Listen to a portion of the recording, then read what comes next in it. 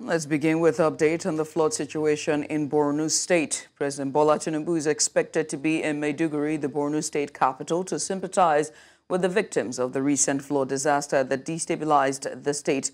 News Central's Umaru Kirawa reports that the president will be meeting with officials and victims of the flood disaster that claimed numerous lives and caused extensive damage to homes, infrastructure, and vital resources, amounting to billions of naira in losses.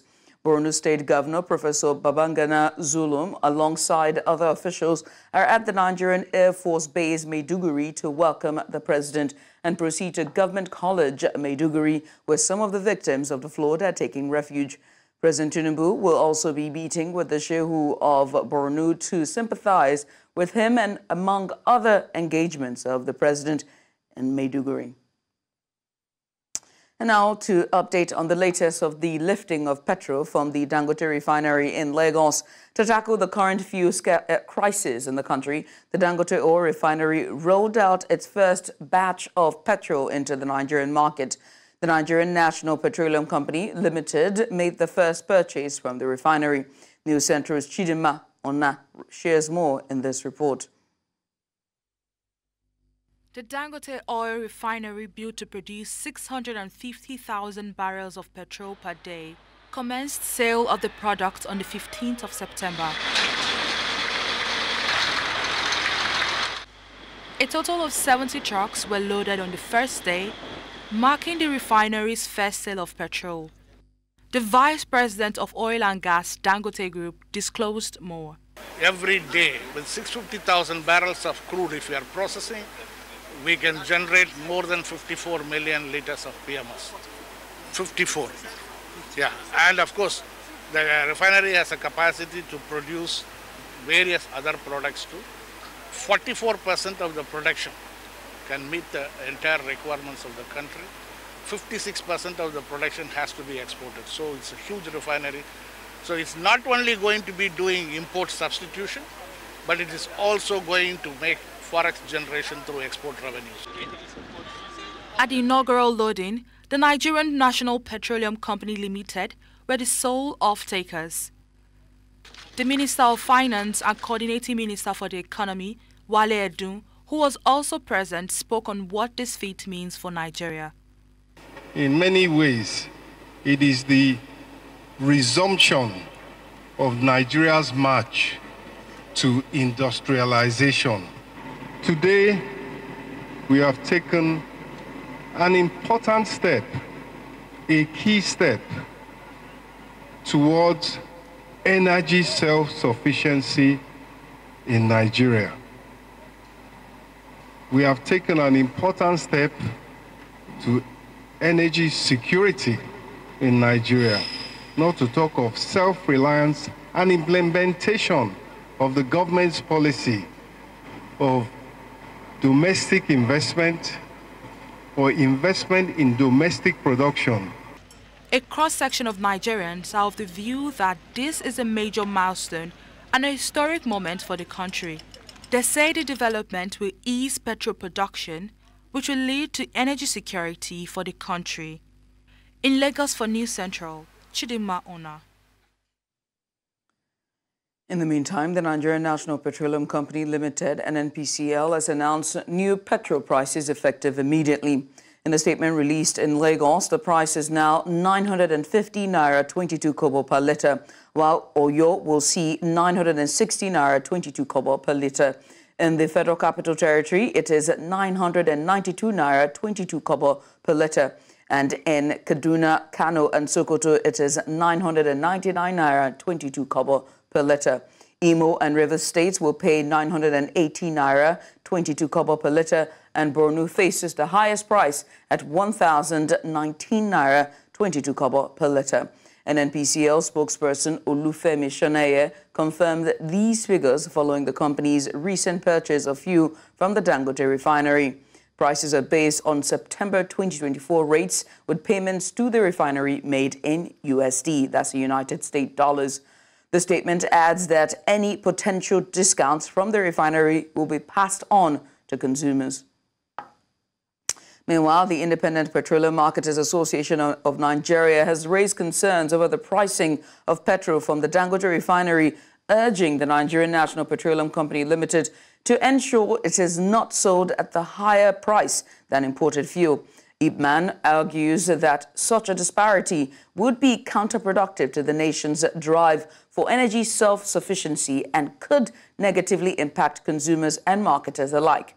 IMAN National Welfare Officer John Okeke Ocha, during an interview on Monday, said the pricing strategy for locally refined petrol should reflect the advantages of domestic production, offering Nigerians a more affordable option. The association emphasized that maintaining competitive pricing is crucial for the success of the Dango Oil Refinery and for fostering a sustainable fuel market in the country. And now to discuss the latest from the lifting of petrol from the Dango Oil Refinery and related issues, we're joined by business and social policy analyst who joins us live, and that's Kenneth Okenwa, who joins us live now on video. Well, thank you so much for joining us. We appreciate you for doing this with us. Let's just get started because we're pressed for time. So given the varying pump prices across different states, what factors do you think is influencing the regional price disparities we're seeing? A state is paying as high as 1,000 naira, and it seems that Lagos is paying the cheapest amongst this, price range. Are these variations primarily due to transportation costs, local market conditions, or are there any other, underlying factors?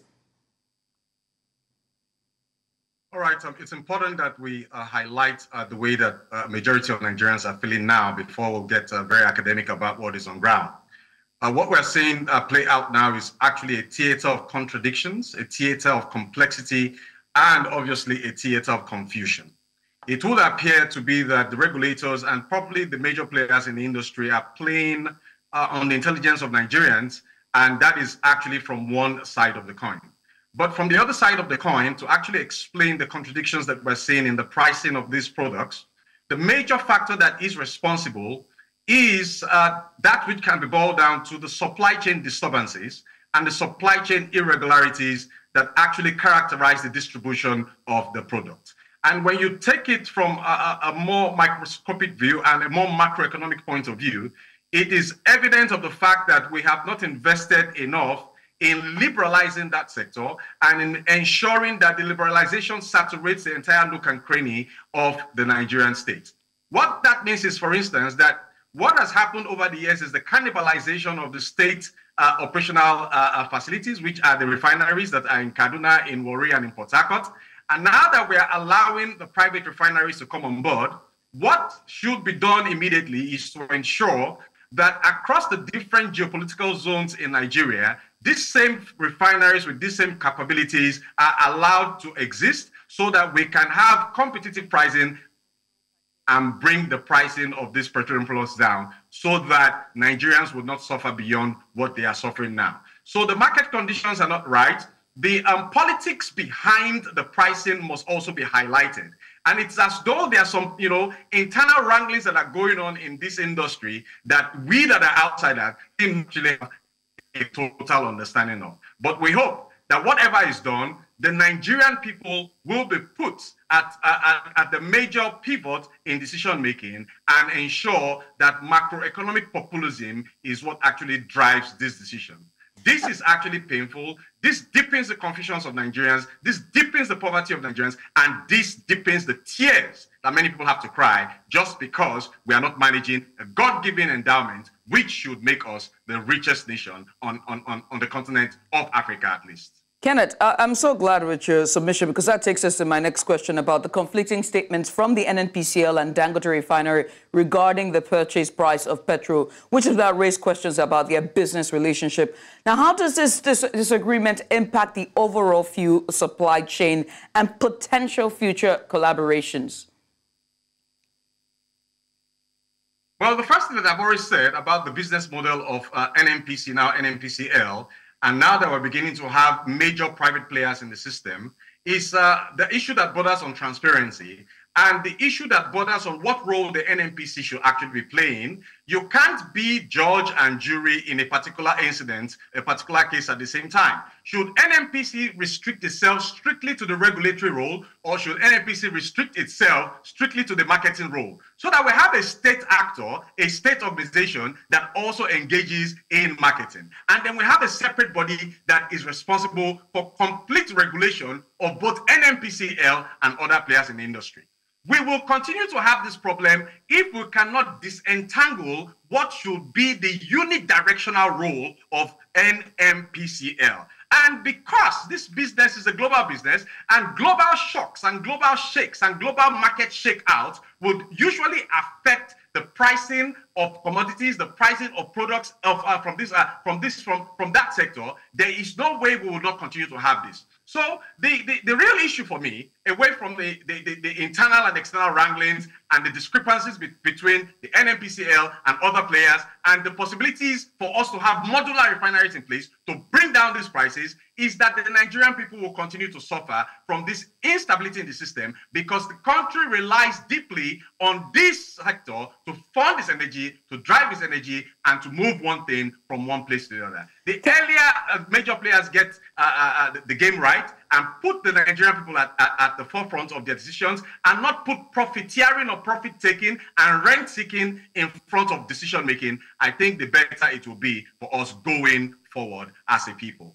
And what would this mean? What are the economic implications of this? Because in your earlier statement, you were saying the Nigerian people, it costs so much for the Nigerian people, their savings, their current, everything would now go to energy, right? And it's depleted whatever is left of whatever savings or income that they're making. So what are the expected economic implications, whether it's for the consumers, the businesses, or even the overall economy? I mean, look at our inflation numbers, right? It's sort of like picked up. We saw a better output with it in July. We don't know what the August numbers are looking like. And September, far into it, we've seen the price change, price of fuel change price twice now. How might this affect just inflation? I'm not even talking about transportation costs, inflation alone.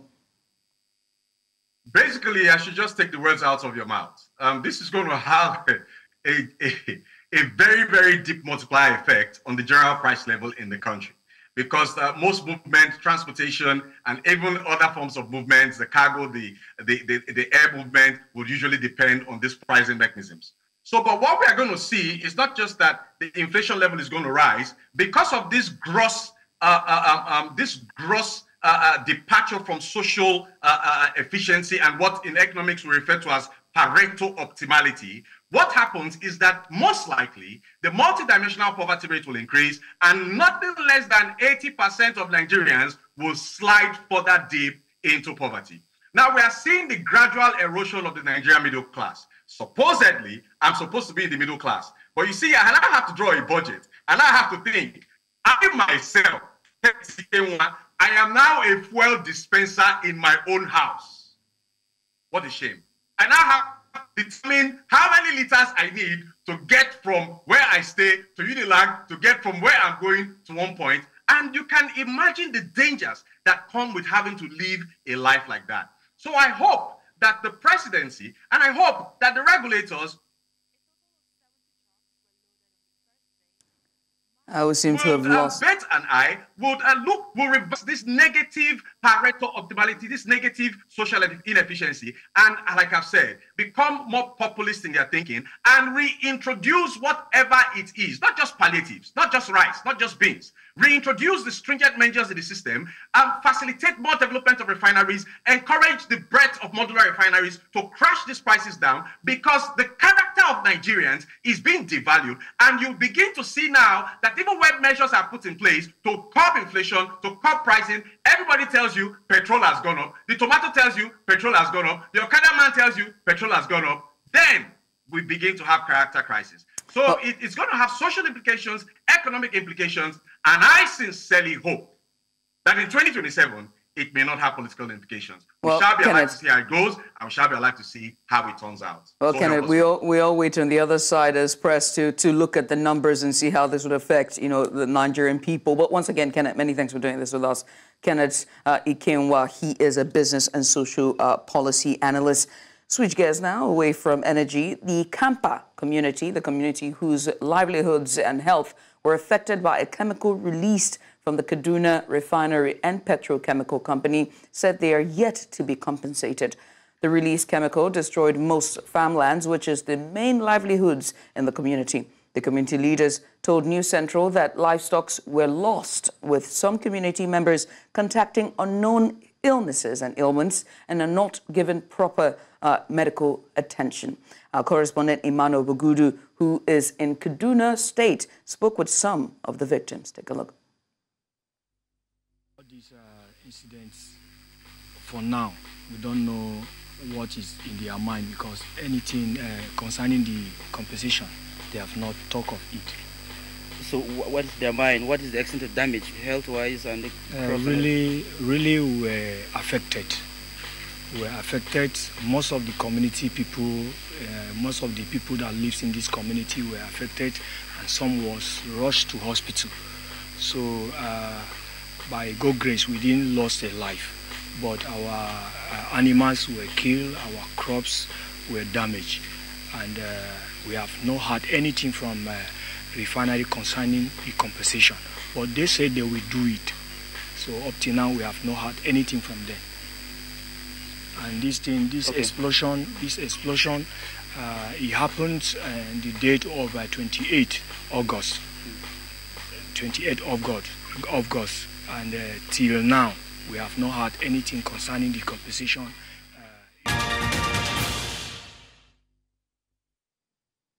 And you're welcome back. Let's turn to politics. Ahead of the 2027 general elections, leaders from Ogoni and Oyigbo zones in Rivers State gathered at the Ogoni Oyigbo People's Assembly in Nowa Tai local government area to demand a replacement for Governor Siminalayi Fubara ahead of the 2027 general elections. The event was attended by prominent politicians, mostly loyal to Minister Nyesom Wike, who is at odds with Fubara. Among the attendees were personalities such as Senator Barinada Pigi, as well as Senator Magnus Abi, Ambassador Desmond Akwakwo, and, of course, Chief Victor Goadom. They called on political parties to consider Ogoni Oyigbo candidates and condemned Fubara's activities. The Senator Barinada Pigi, also urged politicians to openly declare their support for President Bola Tinubu rather than secretly visiting Aso Villa at night. Mpigi also encouraged Tinubu to contest the 2027 election to consolidate his economic development efforts. Now we head to Edo State, where the governorship election is heating up with allegations of rigging plots and voter intimidation. The ruling People's Party, or rather People's Democratic Party, PDP, has accused the opposition, All Progressives Congress, APC, of planning to rig the election in polling units near Senator Adams Oshomole's hometown. The State Commissioner for Communication and Orientation, Chris Nehikira, stated this during a press conference in Benin City, the Edo State capital, on Sunday, claiming that the same scenario played out in the last election in 2020. The PDP claims that APC agents are producing masks and police uniforms to disguise thugs and disrupt voting processes. The APC denies these allegations, calling them horrific hallucinations and accusing the PDP of trying to distract from their own shortcomings. With the election just days away, tensions are running high in Edo State. Away from that, let's head to northern Nigeria, where the Zamfara state government says that its shoot-at-sight directive on illegal mining in the state is still in place. Now, this is as News Central Television exclusively uncovered the participation of children and youths in the activity, a situation they say is being fueled by the hardship in the country. News Central's IMAN Concerns reports. This journey, regarded as a dangerous expedition through terrains notorious for bandit operations, led to one of the numerous gold mining sites in Zamfara State. With underaged children seen visibly engaged in mining operations at the site, some will attribute this to child slavery, a condition that is frowned at even at the highest levels of government. The possibility of finding particles of alluvial gold from the earth and the promises of a better life for the children has led to the abandonment of schools, compelling the children to resume daily We sell it to one Auta, one Ashiru, and we sell it to Aminu and Alarama. They are in Maru. See one of the dealers down there sitting. Look, him there sitting. He takes them to the bigger dealers who will melt it. I'm here at another mining site, a gold mining site. We have a very lucky gentleman here who has Mr. JJ. Najo JK.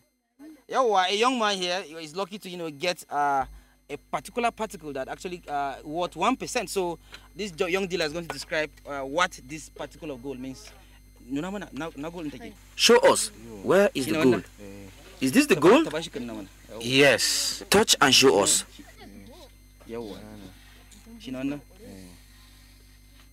So how much is this worth? Honestly, it can reach either 1% or 2% because it is small. It will cost around 5,000 naira.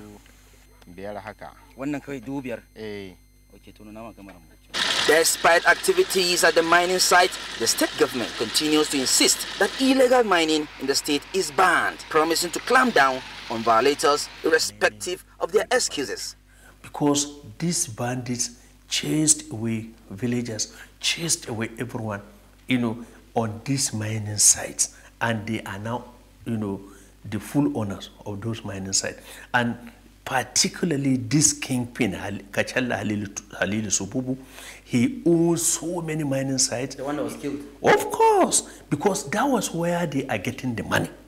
And the state government bans the issue of mining completely.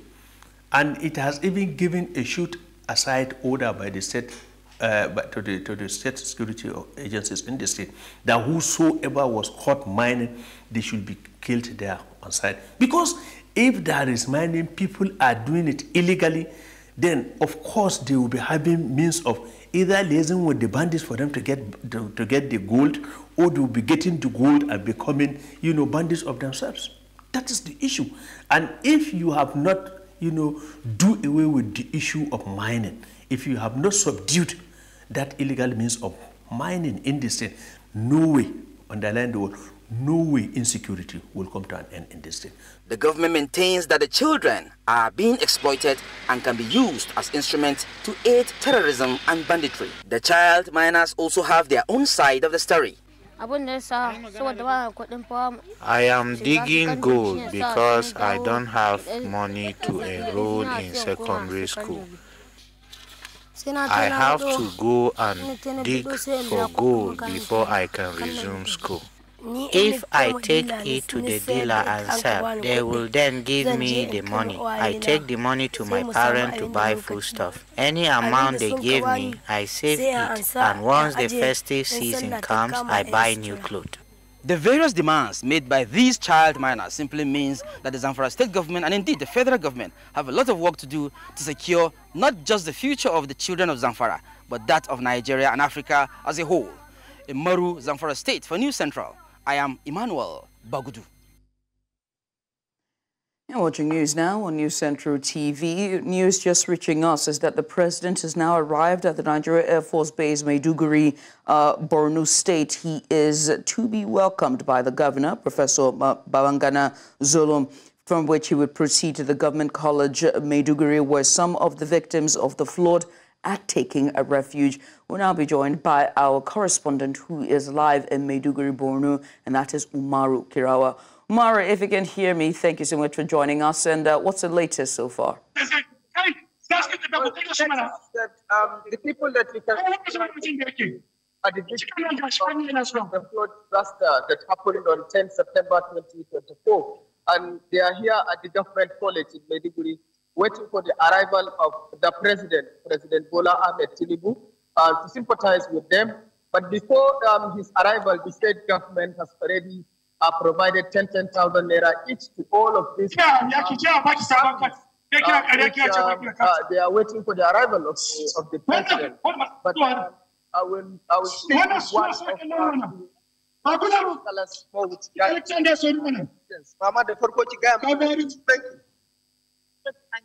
So I've said to Ahmed, president yana zuwa kuma me aka ba ku yanzu kuma ya yanayin zaman ku anan? Alhamdulillah. Da ku shi har da ba. Kuma kula ci shi da. Zauna ga suna zuwa dan Allah ku zauna. Dan Allah ku zauna. Ga suna zuwa dan Allah dan wannan ku zauna. Sai zauna dan Allah. Me kike so president ya muku yanzu? Dan Allah ku zauna muna roƙon ki da Allah. Wanda Allah abu. Kar ba kai. Na cika no na la kuma sai. Na la kuma sai banda. An mu ga tukana. Yes, this woman said they appreciate the support by the government by providing immediate relief to their needs. But however, I asked her with regard to what she might, if she's opportune to meet the president, what will she tell him? She said she will appreciate the government for supporting them, but however, they will appreciate if the government will create more enabling environment for them to go back to their homes and then support them maybe with capital to pick up the pieces of their lives. So we patiently await the arrival of the president. As you can see, this security. They are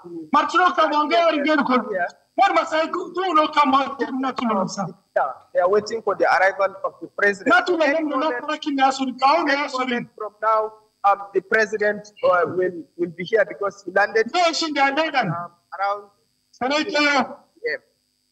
All right. Well, many thanks, Umar Girawa. We're definitely going to patch up with you later on when he arrives at the IDP camp there. That's Umar Girawa, correspondent live in Maiduguri, where the IDP camp is situated at the Government College Maiduguri, Borno State. The victims behind him there, those seated on the floor behind him, are victims of the flooding.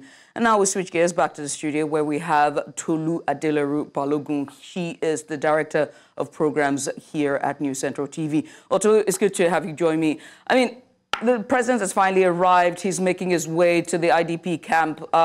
What's your take? Too early or too late? Should he have arrived sooner or too late at this point?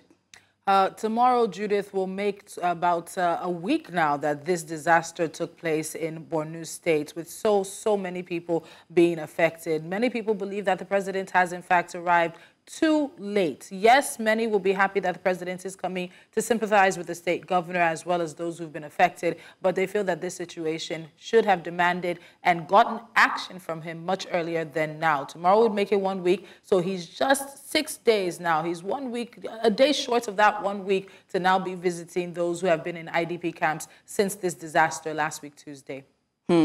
And so far, with the response we've seen with either the governors and other governors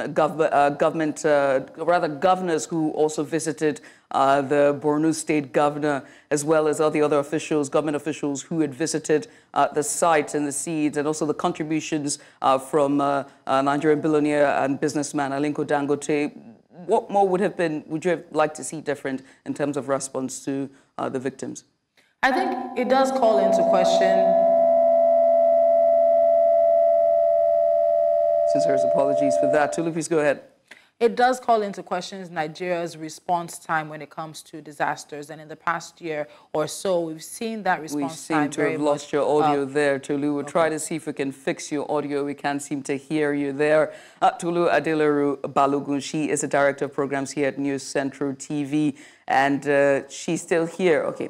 All right, fantastic. Tolu, please go ahead. So I think in terms of our response time, what we've seen in the past few days has put into question that response time, not just the timing of response, but the type of responses, with, of course, issues around climate change and flooding that we've seen spread across the country. We would have expected that there has been a change in how Nigeria responds to these kinds of emergencies, in declarations of being able to quickly ask people to move to higher ground, to evacuate their homes because of their safety. And at the end of the day, we hope that unfortunately, as these disasters come, there are lessons learned for our emergency services. Right now, we know that the National Emergency Management Agency says it's more than 30 people have died. As of right now, there are still dozens missing, and people continue to look for their loved ones and family members, and over 400,000 people have been displaced. This is also a disaster that hits home for News Central because we have an employee of our organization who has been directly impacted by this. And we see that many people are looking for succor. They're looking for those who will be able to help them. But people are now stuck in IDP camps. The flooding or the floodwaters have receded just a bit, but it's still a very tenuous situation. We also need to remember the number of inmates that are still missing who were able to escape from a prison because the waters affected the walls of the prison. About 281 inmates are missing from the correctional facility in the state. So there's also that safety concern. I think it was just over the weekend that we finally saw pictures of those inmates that were missing, that took the opportunity to escape. So there's also the security concern of how widespread or how far these inmates have made it from the prisons and from Maiduguri and Borno State, as well as where they could be. We also don't know the type of crimes many of these individuals may have been imprisoned for. So there's the aspect of safety. Are these dangerous individuals? Are these bandits? Are those people who may have been involved with the terrorist group Boko Haram? So there are a number of questions that we all continue to ask. 281 inmates escaped from the Borno prison because the flood brought down the walls of the correctional facility, including the medium security custodial center in Maiduguri, as well as the staff quarters in the city. And we also heard reports as well as the fact that there were some dangerous animals who have made their way into the city limits because of the water. So it's a combination of things. And let's not also forget, when we find these kind of situations, particularly involving water, you have the ability for cholera to break out, waterborne diseases to spread as well, even involving incidents of more malaria because of the water that's the receding flood waters as it is. So right now, it's just a lot of things that we hope with the president coming, there'll be more answers on the ground, a firmer stance of what Nigeria plans to do in the coming days and weeks. These are individuals who have now been in an IDP camp because of flooding for about 6 days now. Tomorrow makes it a week. The president is expected. We know that the IG of police has been there and he went ahead of the president. So what else should we expect from the president? As you said, Aliko Dangote has donated, as well as the former vice president of Nigeria, Atiku Abubakar, is also one of those who has donated as well. But what else does the presidency, in fact, intend to do? This is what we're looking at. A scale of this kind of disaster, unfortunately, is not unknown. It's not new in Nigeria. We've seen it with the release of waters from the Lagdo Dam as well. But this one, unfortunately, came about as many investigations are revealing as having, unfortunately, a situation of human negligence is what has now precipitated what we're seeing in front of us. I'm so glad you used that term, human negligence, because now NEMA has also said that, not NEMA, I think it's the Meteorological Association of Nigeria, have now said that the water would flow down to the Niger Delta. And now this information is out there. Do you see Delta, as well as all the other states that have now been flagged as red zones with the water flowing in, to prepare just in case this water flows into the states? I think the best thing that anybody can do is to prepare. And as I said earlier about our response time and how we respond, this is now going to be a test for those states that are lying, I guess we'll say, downstream from this flood now, to see what they can do to prepare their citizens in order to move them to higher ground, to be able to just minimize the impact and the damage that this flowing flood waters can cause. So with those particular states that are being highlighted, we need to be hearing from the governors of those states. We need to be hearing from the state chapters of the Nigerian Emergency Management Agency, NEMA, to ensure that they are preparing their people so that we do not see a replication of the disaster in Maiduguri, in Borno State right now, happening further down south as this water continues to move. Well, we wait to see what happens as the president makes way down to the IDP camp there in Maiduguri, the Government College Maiduguri. We hope to see what his statement would be. We hope to see in the next couple of days what rehabilitation and reintegration for the 400,000 displaced persons would look like. Until then, only time will tell. But Tolu, many thanks for doing this with us. Tolu Adila-Rubalogun, she is the Director of Programs here at News Central TV. We'll take a short break. When we come back, there's more on the other side. Stay with us. And the news continues in West Africa, where Mali's military leader, Colonel Assimi Goïta, announced that Mali, Burkina Faso and Niger will introduce the new biometric passports as part of the Alliance of Sahel States, AES. The move aims to harmonize travel documents and strengthen connectivity among the three countries. The announcement comes as the AES marks its one-year anniversary. The three nations, all under military rule, have pivoted towards Russia after severing ties with France and leaving the Economic Community of West African States, ECOWAS. The region faces ongoing jihadist violence, which has killed thousands and displaced millions. The new passports and infrastructure development aim to promote unity and cooperation among the Sahel states in the face of these challenges.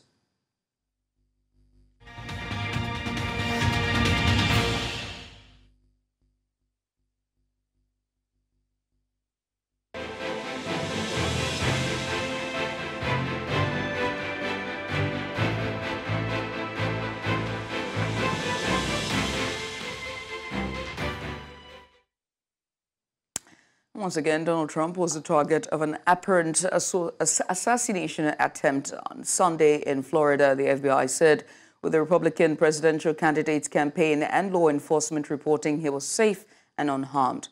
The U.S. Security Service confirmed one or more of its agents opened fire on a gunman located near the boundary of Trump's golf course, and that an AK-47 style rifle with a scope was recovered along with a GoPro video camera. Amid the confrontation with the Secret Service, the suspect bolted out of the suburb he had been hiding in and escaped in a black car. The witness helped police identify the vehicle and authorities tracked it down. For more on this, we're joined by international correspondent Afia Hagan. Afia, thanks so much for coming on. What is known about this suspect in this second assassination attempt? Well, yes, the suspect has been named as Ryan Wesley Rolfe, and he is going to be in court in the coming hours, making his first appearance. He has had a mental health assessment also after his arrest yesterday. Now, he was a man who was active on social media and was a Trump detractor, a real critic of Trump, declared him as an idiot, a buffoon and a fool in a self-published book that he wrote about the Ukraine, the war there and geopolitics. He was a real supporter of the Ukraine and said that we need to burn the Kremlin to the ground. Now, he was registered in North Carolina as an unaffiliated voter, but also had donated money to the Democratic Party in the past.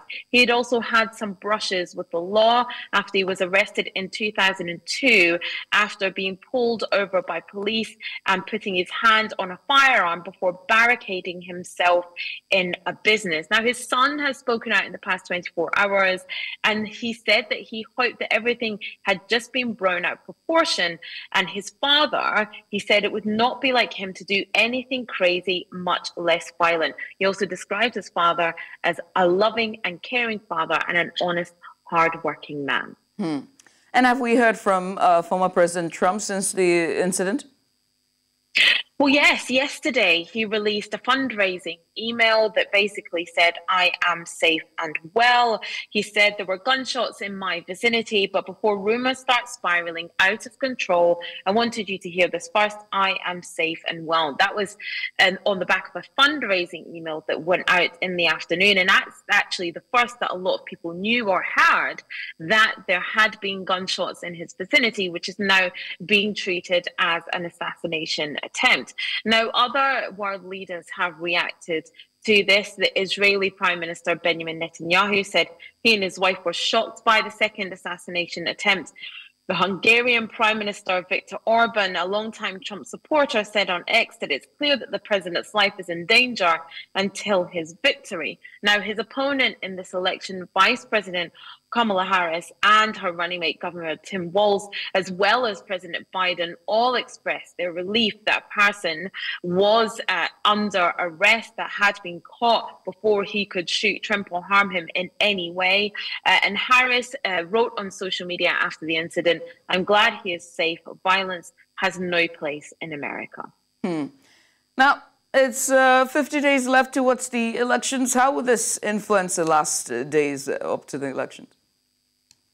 Well, there really is no playbook on how we deal with an election cycle that has two assassination attempts. This is absolutely unprecedented. Now, what it does is it takes the temperature up. It takes the political temperature up. The dial goes up, doesn't it? From where we were, a country that's already heavily polarized is now even more polarized. Those divisions are going to deepen. Now, the last time there was an assassination attempt, and I can't believe I'm saying that about this election cycle and about this same person, about Trump, he did capitalize that and use that as a fundraising effort. Yesterday, the first a lot of people heard about this was when he sent out a fundraising email, and this was contained in it. So there's no doubt that he will capitalize this on some way. But this incident also speaks to the violent undercurrent that runs not only in this election, but in the country as a whole, a country that's heavily, heavily weaponized. And that is something that the Secret Service, as well as the government, no matter what government is in power in 50 days' time, really needs to answer to. Well, Afia, many thanks for doing this with us. 50 days. Let's see how the turn of events will play out. But once again, we appreciate you for coming on. Thank you. Afia Hagen there is the international correspondent for News Central TV. Inflation rate has slowed for the 2 consecutive months now, from 34.19% in June to 33.40% in July, and now 32.15% in August, according to the Consumer Price Index report released by the National Bureau of Statistics, NBS, on Monday. The headline inflation rate eased to 32.15% in August 2024, while food inflation stood at 37.52% in the same month. The NBS said food inflation rate in August 2024 was 37.52% on a year-on-year basis, which was 8.18% points higher compared to the rate recorded in August 2023 at 29.34%. Yahaya Danjuma Lawali, 19-year-old football talent from Mahanyan FC, has officially signed a 4-year contract with Czech top flight team, that's the MFK Kwavani. That's Mahanyan FC confirmed the transfer on Monday. His impressive talent and leadership saw him included as the vice-captain in the Nigeria under-17 national team that won the WAFE B under-17 title in 2022, where he was named in the team of the tournament. Awali went on to captain Nigeria's Golden Eaglets at the CAF under-17 AFCON, where he was also named in the team of the tournament. Now, the club expressed their excitement for Wahali's future, wishing him success in the next chapter of his football journey.